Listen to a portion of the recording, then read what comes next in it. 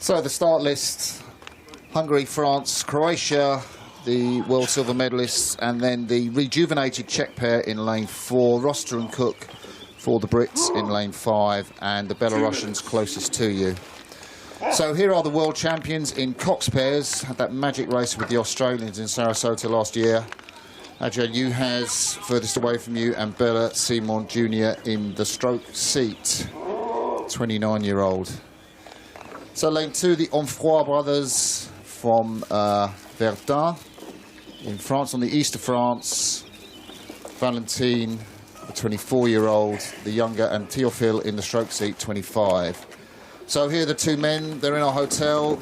Nice chat with them at breakfast this morning. They look really relaxed there. Martin Sinkovic, furthest away from you, is the younger of the two brothers at 28, and Valent in the stroke seat, 29. There's the Czech pair. They've swapped themselves around. So Helicic on the right of your picture is now in the bows. The big man with the big ergo score, 540 for 2K, Jakub Podrazil. He is in the stroke seat, the 26-year-old. Here is the Great Britain 2, Matt Roster, furthest away from you. Great to see him back. He was in the 4 last year. And his stroke man, Ollie Cook.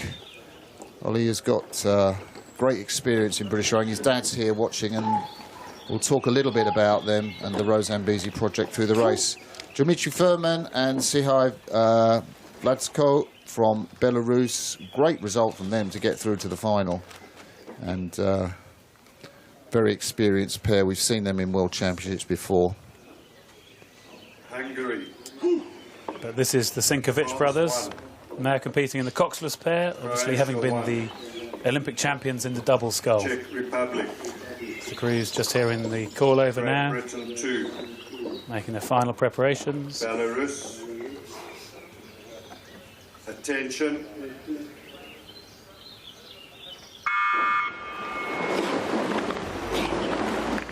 And a very smooth start from everybody, away from the start there. Again, we're homing in on the strong man in the stroke seat of this Czech pair. He's the biggest ergo puller, somewhere down there near 540 for 2,000 metres on the rowing machine. And we're expecting a really exciting close one here, I think. Yeah, great start from the Onfroy brothers. We're riding with the Czechs there. That's Jakub Podrazil, 26 years of age, in the stroke. So you can just see the head of Lukas Helicic, the 22-year-old, just sits in there, keeps the boat straight. So I'm told by their British performance director, Simon Cox. But this pair, the Czech pair, train with Andrej Sinek, who's not here, the world singles champion who won in Belgrade. He's missed this regatta, but they have the same coach. And Milan Dolacek is looking at this Czech pair as we ride with the French. Yeah, the Onfroy brothers here. We saw them yesterday being brave and taking it out early, doing exactly the same thing again here, looking to see what lead they can get on those Sinkovic brothers beside them, knowing that the Sinkovics are likely to show power and strength as this race opens up. The Onfroy brothers, perhaps more experienced in the coxless pair, let's see what they can do. I was just going to say, Greg, you know, their ratings sort of 41-42, and if you compare it to that Irish pair at the World Championships last year, it doesn't look that high, does it?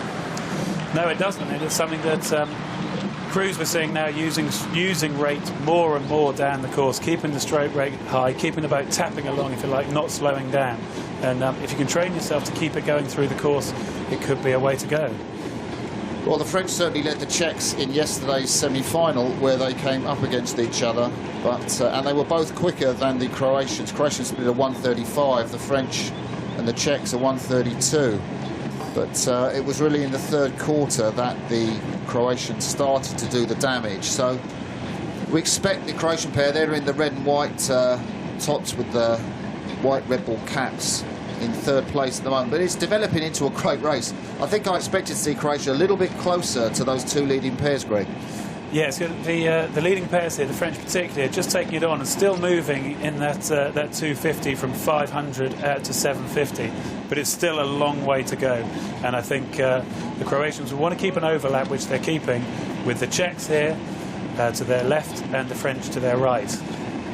Yeah, the French were out of the race in that World Championship final. They were as much as they were in 4th place all the way down behind the Italians, Croatians and New Zealanders who took the medal. So they do really want to get out a little quicker and be competitive in the first part of the race. And I think that's partly what we're seeing today.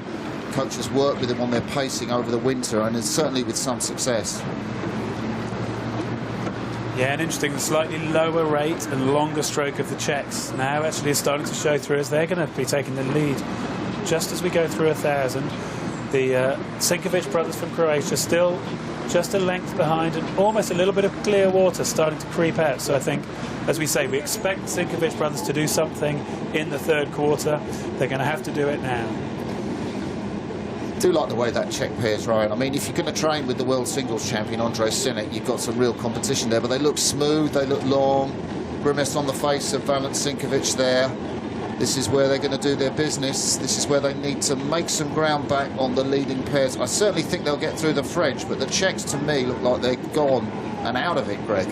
Well, and the French have been rating higher the whole way down the course, so it's hard to think where they're going to go, whereas this Czech pair settled down to more of a 36 than a 38 or a 39 like the French. Now we can start to knock the course into small pieces. We're at 12.50, so there's only 7.50 to go, only 3 250s. It's a lot for the Croatians to do from here. Yeah. We're looking here at the Onfroy brothers, still keeping that rate up, still keeping that boat tapping along, and the Croatians, maybe, as you say, moving on the French, but the Czech pair out here really looking quite dominant. No, they've gone the French. I mean, you know, if you've got 540 and you can row in the stroke seat, and that Czech pair, very flat, beautifully fluid. Great row from the French, the Onfroy brothers, still ahead of the world silver medalists. Just could be a little bit looser, perhaps, the Croatians, just very strong in their bodies, but just to let the boat flow as they used to do in the double, just a little bit more. They looked like they were in a little bit of pain as well, didn't they, in that close-up picture, and looking like it was hard to know where they were going to find a big sprint from. But as we can see on those times, they're going quicker than the French in that 3rd 500, but not quicker than the Czechs. Yeah, the French have got a decent sprint finish, mind you. Belarus in 4th, Britain in 5th. We haven't seen much of those. There is the number 4 of the leading Czech boat. This will be a turn-up if the Czechs win, but the French are coming back to them. They do have a sprint finish, and they were slightly quicker when they raced each other. The French did a 1:35, and the Czechs were 1:36. So I think the French have got a second on the Czechs in the last quarter, if that semi-final form holds, Greg. Well, we're starting to see the face of Jakub Podrazil there in the stroke seat of the Czech boat, and it is showing some pain. The rest of the field is coming back to them now. If they're going to go, they need to take the rate on now. We're into the red boys, we're into the last 250. Have the Czechs got enough, or can the Croatians surprise us now with a really big sprint finish? Here they go, the Croatians. Yeah, you called it, Greg. They're really winding it up. I think they'll take the French, but not the Czechs, and that is going to be a fantastic win for this Czech pair. You say that, there's still 150 metres to go. The Czechs are just getting near the buoy line as well. I think there's still room here. The Croatians need to do something very special. We're now to the last 100 metres. It's probably they're going to run out of race course. The line is going to come up here for the Czechs just in time, as the Croatians are still coming back at them every stroke. That is a great result for Czech rowing, a fantastic result for these two men. Really worked hard for the winter. They drift across the line, the arms go in the air. Czechs take the win in World Cup 2. Croatia just rode through the fast-starting French to take silver, and in 4th place it's the Belarusian pair on this near side. Britain take 5th, and the Hungarians, shed of their cocks, take the 6th place. But all credit, this is a wonderful performance. 6:27.55 from the Czech pair. Big man in the stroke seat. There we see the Croatians off the start. Czech blades. What a great race from the Czechs there, really, that they just rode a normal kind of race, didn't they? They went out for about a minute or so, then they settled into that 36 strokes a minute and just kept churning it out down the course. And as you say, when you've got that much strength and power in the stroke seat, you can keep going. You're not going to blow up. And they did that really well all the way through the race. And although the threat came from the Croatians, they held on. And confirmation there, we see the win for Heleski and Podrazil.